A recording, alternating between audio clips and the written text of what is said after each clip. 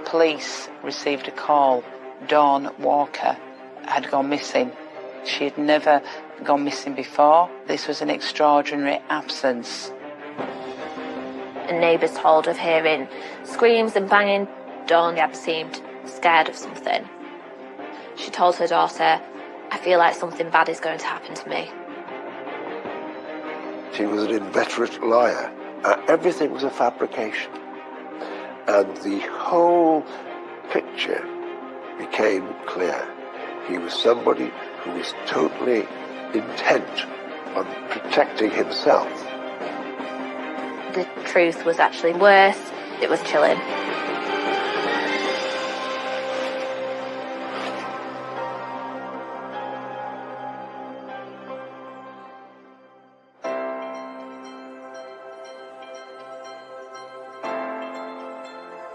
Three miles east of Halifax in West Yorkshire lies the charming village of Lightcliffe. It's a nice, close-knit community. It's friendly. Everyone knows the neighbours. It's quite residential, family-orientated. So I've lived in Lightcliffe for around 4 or 5 years. And my wife's lived here all her life. It's just a very nice feel, close to everywhere you want to be, near to Leeds, near Huddersfield. It's just got everything that you want. So I'd say it's very much a place where people would come move to, so it's definitely a sought after place to want to live, yeah. It's very much a place where, you know, if you're walking down the road and you see someone even in the car or walking, you say hello and you even stop and have a natter with them. It is Lightcliffe where Dawn Walker and Thomas Nutt decide to settle down together. Dawn and Thomas met in 2019 and formed a very strong relationship. Dawn Walker, aged 52, was the mother of 3 children. He was a little bit younger than she was. Thomas, aged 45, was a scrap metal dealer, very friendly chap when he dealt with persons in the street or neighbours or anything of that nature. He was one of the boys, we'll say. I understand that he and Dawn had met through Facebook. They moved in together and were living in the current house for about 2 years. They had a pretty stable, happy-go-lucky relationship, and they were going to be married. Thomas and Dawn had been together for 3 years, and then they married on the 27th of October. Dawn and Thomas got married in Brigg House, and they had a party in the local pub that evening. And in fact, it was a happy affair with about 20 people present. And they were in good spirits. They had planned the next day to go to Skegness. There was a plan to go on honeymoon after the marriage, and the arrangement was they would go in the caravan, which Thomas owned.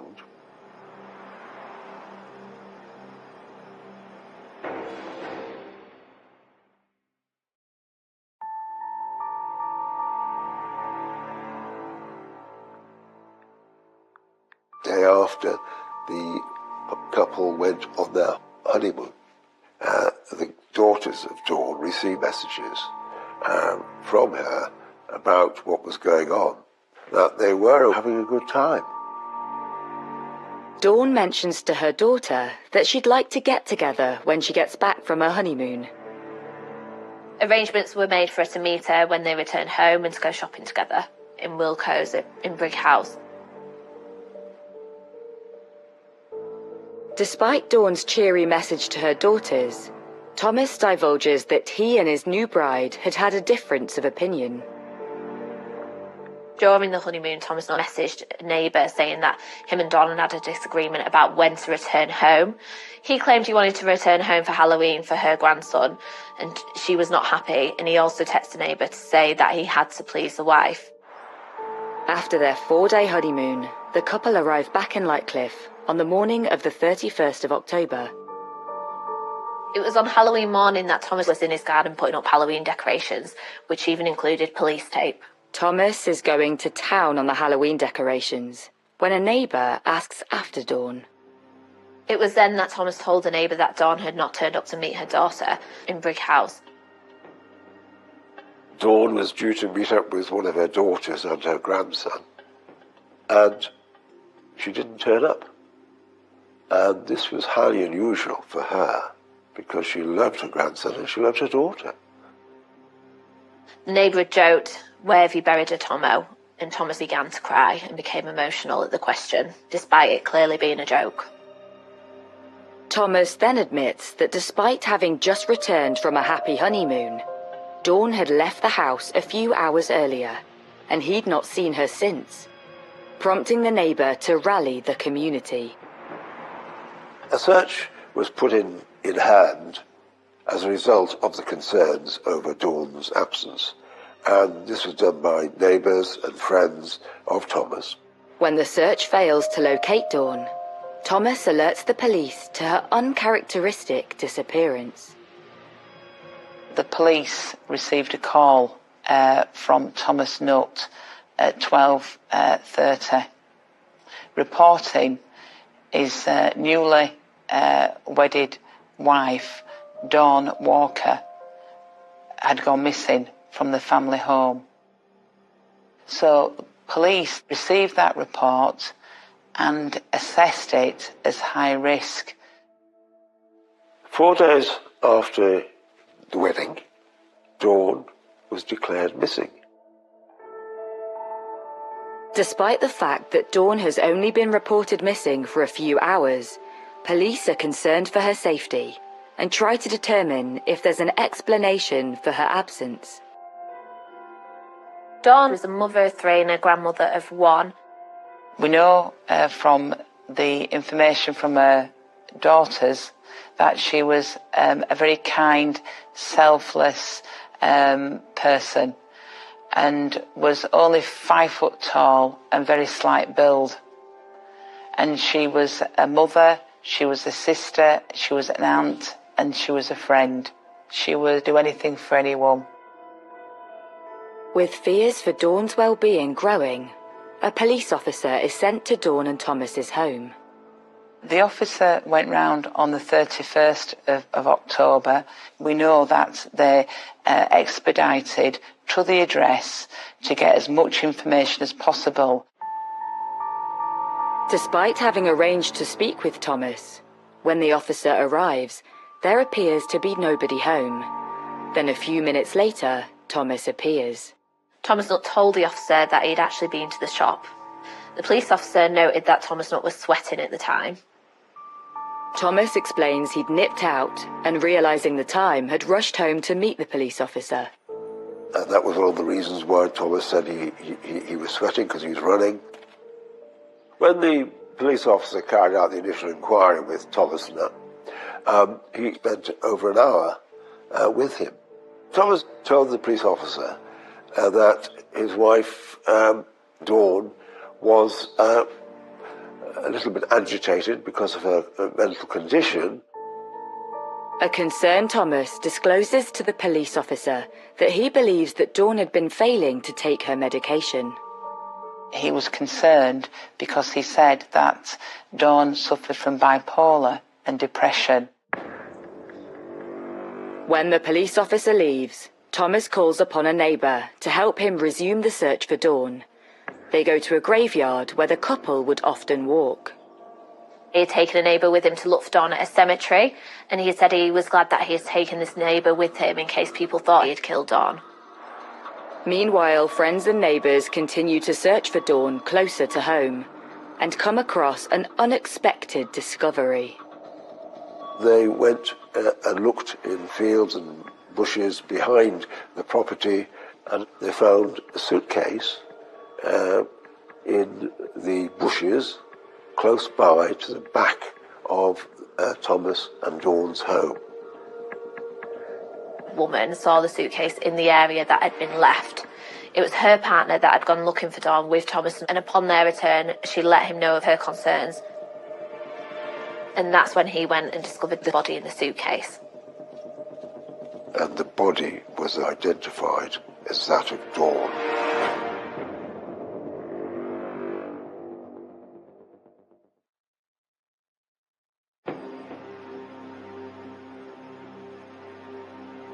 Lightcliffe, West Yorkshire. 4 days after her wedding to Thomas Nutt, locals have been searching for his missing bride, Dawn Walker. And the search ended with the discovery of a suitcase in the bushes, and that suitcase contained a body. And the body was eventually identified as that of Dawn. Halloween, I mean, at first you think it's a joke, and then the more people talk about it, and then when it did come about that, you know, there was a body there, that's when you just think, wow, it's really serious sort of stuff, you know. This was clearly not a missing persons case. It was a murder investigation, and the police set about dealing with it as best they could, as quickly as they could. Detectives scrutinised Dawn's movements in the days leading up to her disappearance. Since Dawn and Thomas had been out of town on honeymoon, neighbours report last seeing Dawn at her wedding reception. Dawn and Tommy left the party at 10:20 or thereabouts, picked up by a taxi and taken home. It took 6 minutes to get back to their home, and they alighted from the taxi and went into the house. The police contacted the taxi driver after the event, and he confirmed that there appeared to be a happy atmosphere in the taxi after he picked them up. Obviously they had been drinking, but there seemed to be a good, happy relationship. We know Dawn arrived back home on their wedding night. She was spotted on CCTV. It was just after midnight that Thomas Nutt was seen leaving the house again.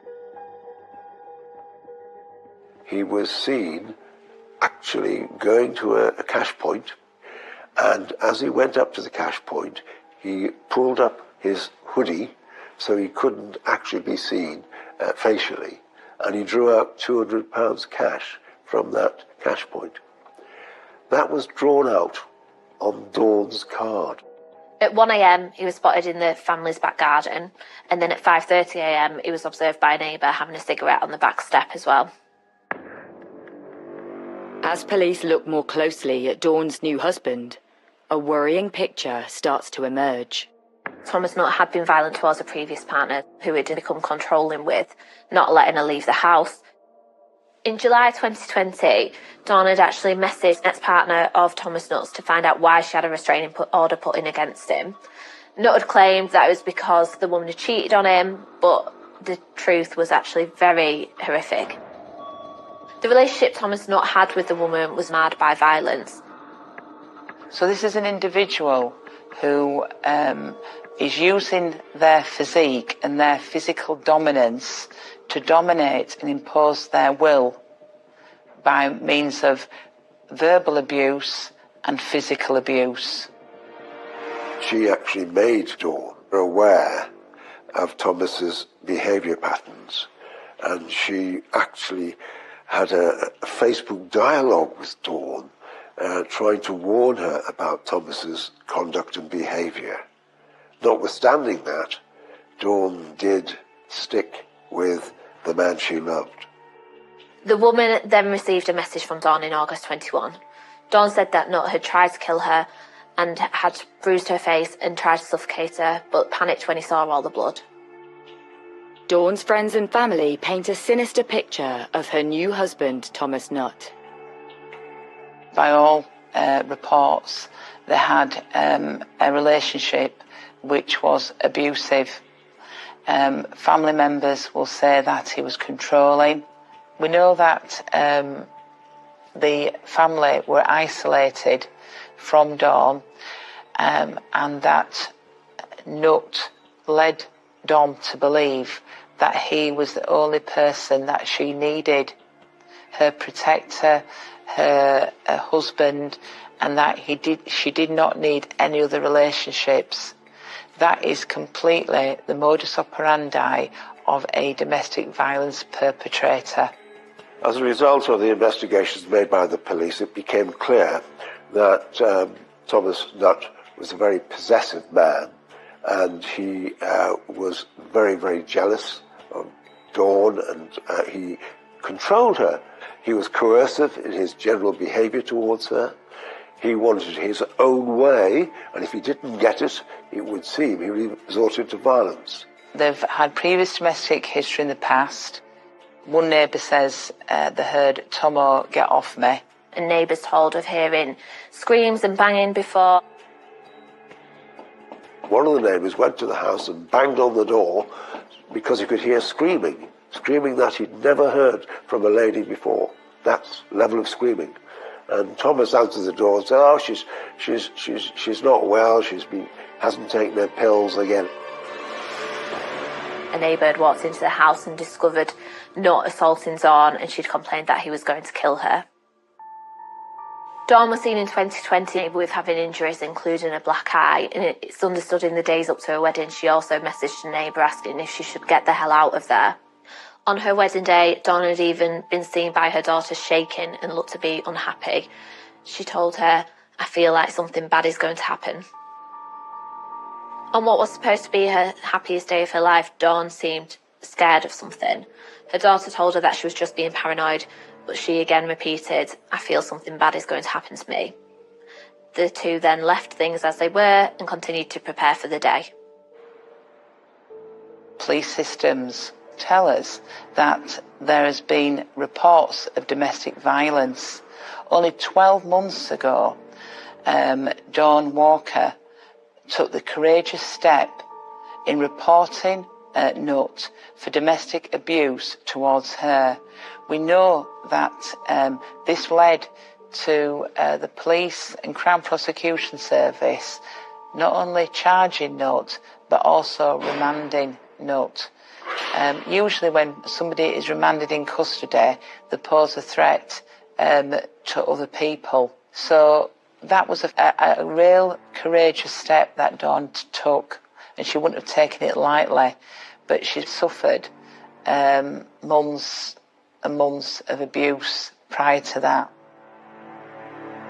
Dawn reported Thomas to the police because he beat her up, and she was badly injured facially, and she alleged that he treated her badly sexually.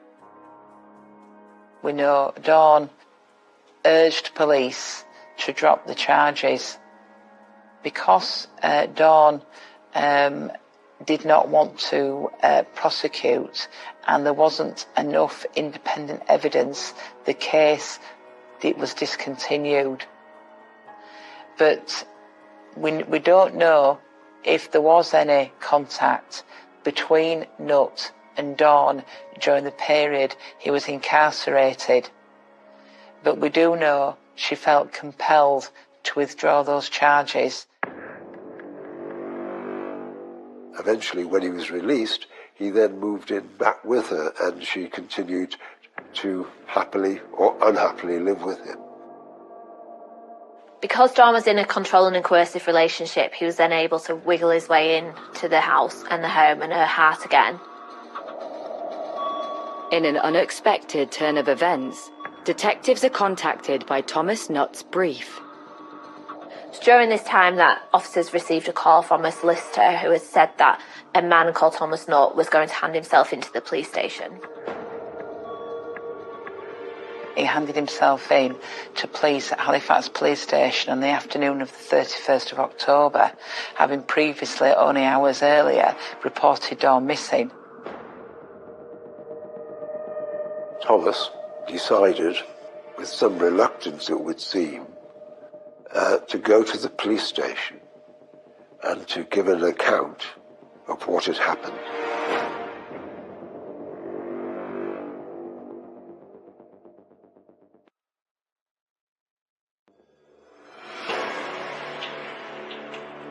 Police are investigating the murder of 52-year-old Dawn Walker. They have discovered that her new husband, Thomas Nutt, has a history of domestic abuse.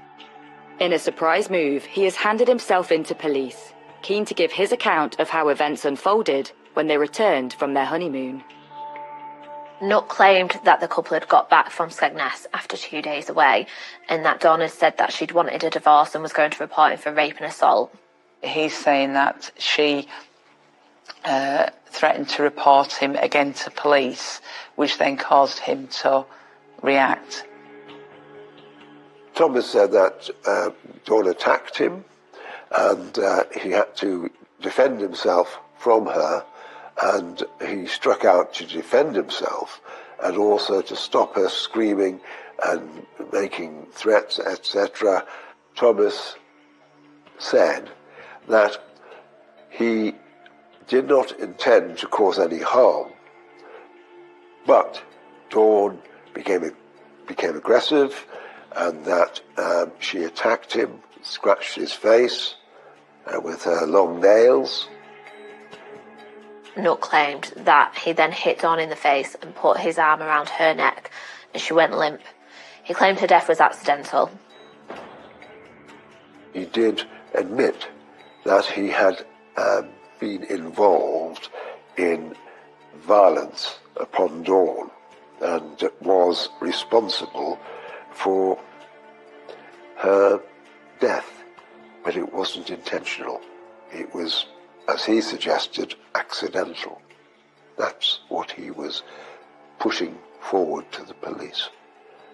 And in fact, he did, in his explanation, try and get that over by saying it all happened so quickly and so suddenly, he didn't realise that she was dead until she collapsed.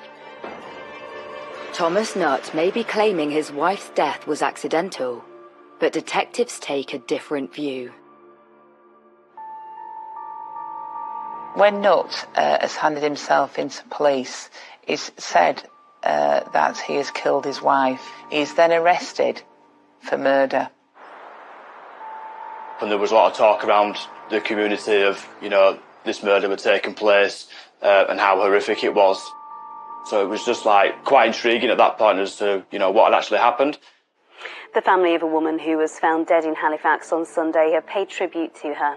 The body of 52-year-old Dawn Walker was found near Aysgarth Avenue in Lightcliffe. Police have arrested a 45-year-old man and he remains in custody. And ultimately, when he's interviewed by police, it's a deck of cards then that's fallen down, because once the police have found the body, and the body is obviously met an unnatural death, he becomes a suspect by way of him being the last person that he's seen to see her alive, but also because of the domestic violence history. And he knows that, which has probably led him to go to the police and try and get his point of view forward to the police, even though he's admitted killing her.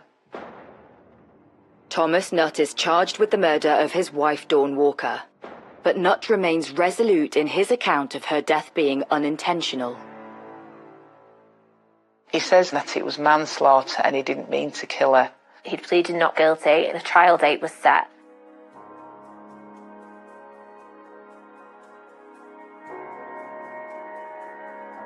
Thomas admitted manslaughter, that he didn't intend to cause her serious bodily harm, and that although he used force upon her, there was no intent to kill. And that was why the prosecution quite properly said, no, we're not prepared to accept that plea to manslaughter, but went ahead with a trial on the charge of murder. Thomas maintained that he only reacted to Dawn when she lost her temper, she attacked him, and he had to restrain her. And that is why he was prepared to maintain a plea to manslaughter. Nutt's defence that Dawn was attacking him is immediately put under doubt when he walks into the courtroom. Nutt is an imposing physical person, and we know that Dawn was only 5 foot tall and very slight build. So this is an individual who enjoys and likes to impose his dominance over women. And he was never going to argue that she overpowered him or she threatened him because of the difference in stature. He says that he didn't mean to kill her, but he would say that the size of the man to cause physical injury to her and then to apply such pressure on her throat to kill her that there would be an intent to murder. Nutt's attitude in the dock does little to endear him to the jury. During the trial, Nutt seemed disinterested, which, given the gravity and detail of the horrific crime, is disgraceful. He appears cool, calm and collected, and you think, how can a person do this? Appear in the dock, know they're facing a life sentence, and just act so nonchalant about it. The prosecution revealed to the jury what they claimed to be Nutt's web of lies, starting with the honeymoon to Skegness. Because his story was that they'd gone off for the honeymoon in the caravan and they'd spent a couple of nights in the lay-by where they had a good time watching DVDs and things like that. The police obviously took very thorough steps to investigate everything that Thomas said. And one of the things that raised a big question mark was whether Dawn had actually gone to Skegness. The morning after the wedding, Thomas had been outside the house when a passerby stopped to chat. A neighbour asked about Dawn because Thomas was up quite early, and he said, "Oh, she's in bed with a hangover. She's had too much to drink last night." But the prosecution suggests that Dawn Walker was not a big drinker and had consumed little alcohol at her wedding reception the previous night. Neighbours had noticed things in the family home and the area that weren't quite right, in terms of the curtains remaining closed at the house, washing remaining on the line. Dawn would always leave the curtains open or take the washing in before they went out. The evidence from neighbours was that Dawn was the early wake-up person. She got up early, she got up and did things around the house. But on that occasion, she didn't. The prosecution highlight a further anomaly on the return from the honeymoon. When Thomas Nutt got back, acquiring the assistance of a neighbour to help him park up the caravan, which was an activity that Dawn would usually do. Even before Thomas Nutt had reported a missing, neighbours had noted things that weren't quite right. The jury hears how police had scrutinised ANPR cameras along the route the couple would have taken to Skegness. The CCTV showed that when he left the house, Thomas was clearly in view. There was no sign of Dawn. She wasn't in the passenger seat, and he actually put things on that seat, and she wasn't anywhere to be seen. And on the trip down to Skegness, various cameras, CCTV cameras, showed there was nobody in the passenger seat. So the police did a thorough investigation of CCTV down to Skegness, and every bit of evidence from CCTV showed that Dawn was not in the car. So she wasn't visible on the way down to Skegness, and on the return journey from Skegness, there were other camera shots, CCTV shots, which also showed no Dawn. Despite Nutt's defence that Dawn's death was an accident, when they returned home from their honeymoon on the 31st of October, the evidence dictates otherwise. The last person to see Dawn was her maid of honour after the wedding celebration in the pub, and eventually the taxi driver. And beyond that, the only person who claimed to have seen Dawn was Thomas Nutt. Everything about her going to Skegness and things that would supposedly happened were untrue. Dawn had not gone to Skegness. He killed her on the night of the wedding.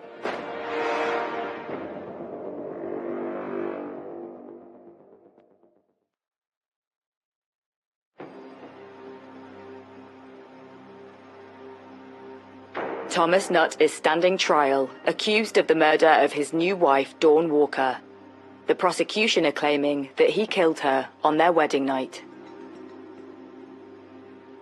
We know Dawn was last seen on CCTV of showing her and Thomas Nutt arriving home after their wedding. This was just after midnight, and she could be seen on the CCTV getting out of a taxi and arriving home. So we knew she'd arrived home, but she was not seen again after that. But Thomas Nutt maintains that he and Dawn enjoyed their honeymoon together, and that while away, Dawn was even messaging her daughters.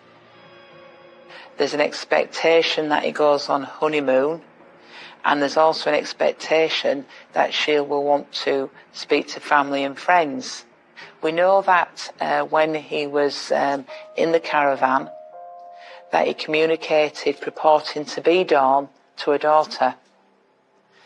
Again, all knowing that he had already killed her mother. We know that on the 30th of October, he again, purporting to be Dawn, messaged and contacted the daughter, asking to meet up in Brighouse the following day. Again, keeping that pretense up that she's alive. Thomas Nutt had said he'd killed Dawn on the 30th, but she had not actually been seen since the night of her wedding. He probably said that he'd killed her on the 30th because it was less time, and also he's not been preventing a lawful burial for as long as he would have been had he fessed up to killing her on the 27th. Having killed her on the night of the wedding, Nutt goes ahead with their planned 3-day honeymoon to Skegness. Because it's a spontaneous act, he's now thinking, what do I do? And from that moment on, he's then now got to deal with the fact that he's a newly married man. There's an expectation that he goes on honeymoon. How does he explain her absence? And indeed, if he has to speak to the police and undergo scrutiny, how will that bear out? What will he say? All the while, he's having to react and think on the spot, which is why I believe he went to the caravan in Skegness to give himself some thinking time. But instead of parking up in a caravan park, Nutt took the safer option of an isolated lay-by.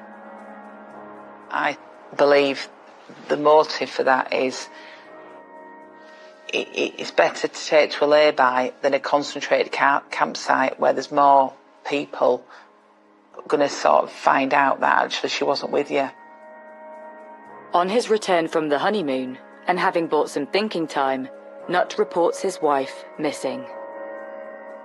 It's understood that when he reported her missing, Dawn's body was still in the house. He says that he put her in a cupboard in the kitchen. Bodies decompose according to the temperature in the environment that they're left, and also what they're left in, whether it's, if it's in mud, grass, where you've got animals, that can then obviously affect the body. But what we believe is that Dawn was in the house, so she was protected from the elements. The evidence clearly pointed to the fact that the body of Dawn had been hid in a cupboard until Thomas came back from Skegness.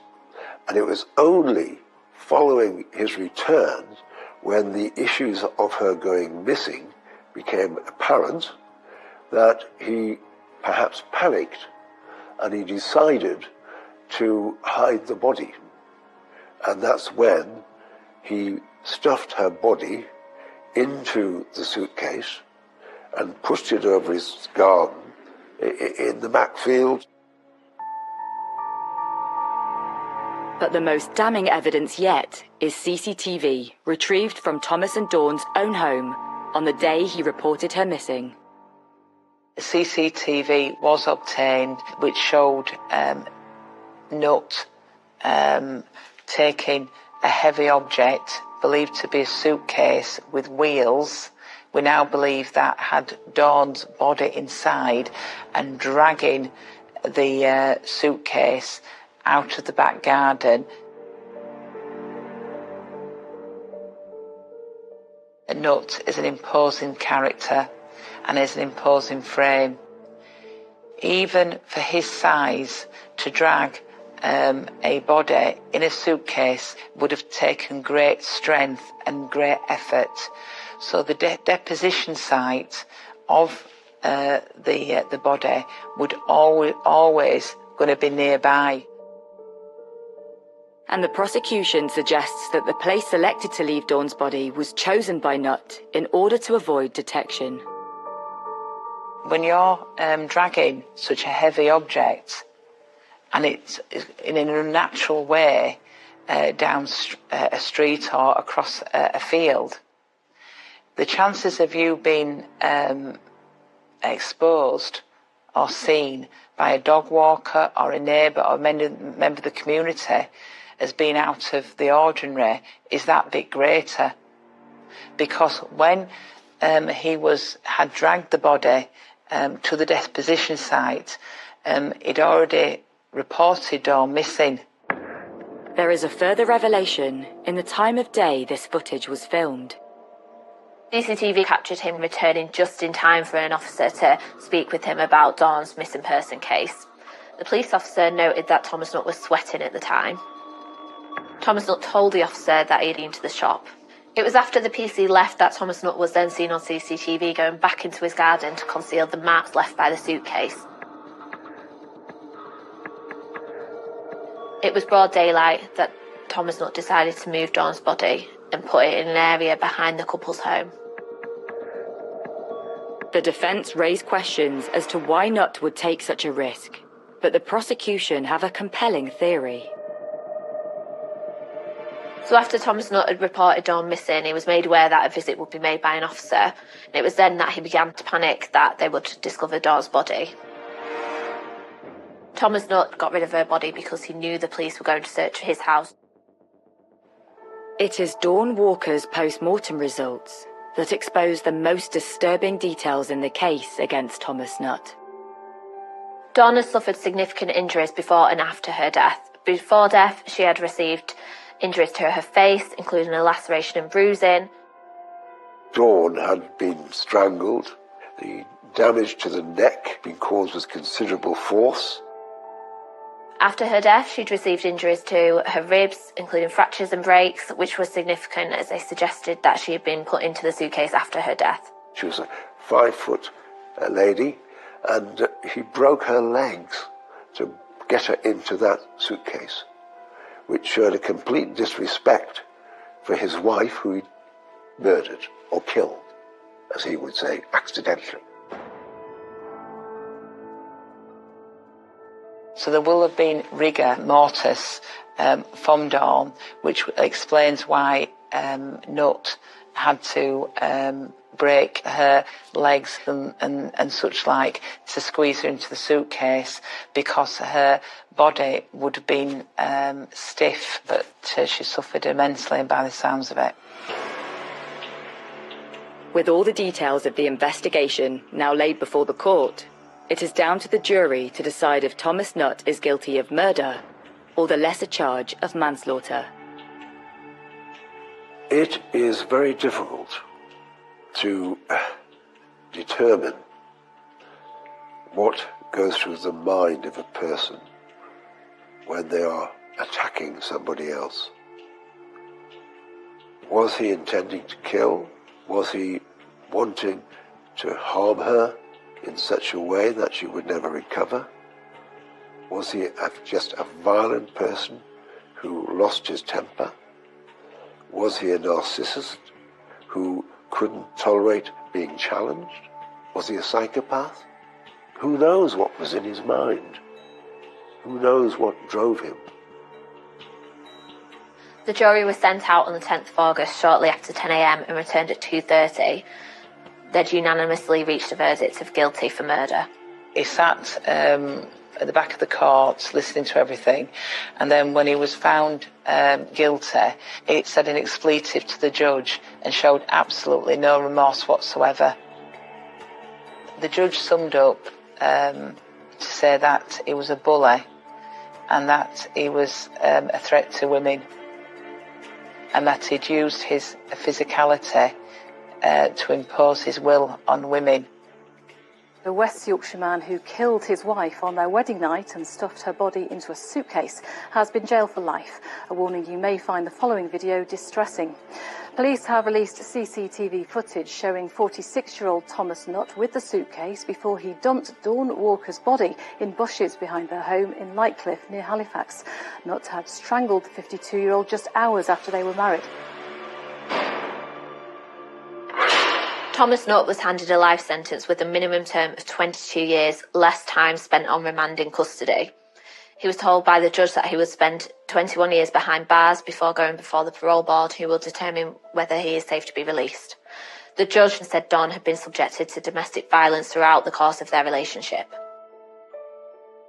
Everything was a fabrication, and the whole picture became clear. That Thomas was an inveterate liar. He was somebody who was totally intent on protecting himself, having killed Dawn, and kept it up until, in fact, the last minute, until, of course, he was exposed as a liar and a murderer. The way this case played out was one of the worst cases of domestic violence that I've seen in my career. In particular, the way that Thomas Nutt treated his wife after she died, his disregard for her and her dignity overplayed anything else. He had no compassion and no remorse for what he'd done. What I would do is to urge anyone who is listening to Dawn's story and other countless victims of abuse to come forward, report to the police. You are not alone. There is a wealth of support out there for you. The court heard statements from both Dawn's daughter and her sister. Dawn's daughter said she lost a part of her when she got the call saying that her mum's body had been discovered. She described Dawn as a beautiful soul and said she had lost her greatest support.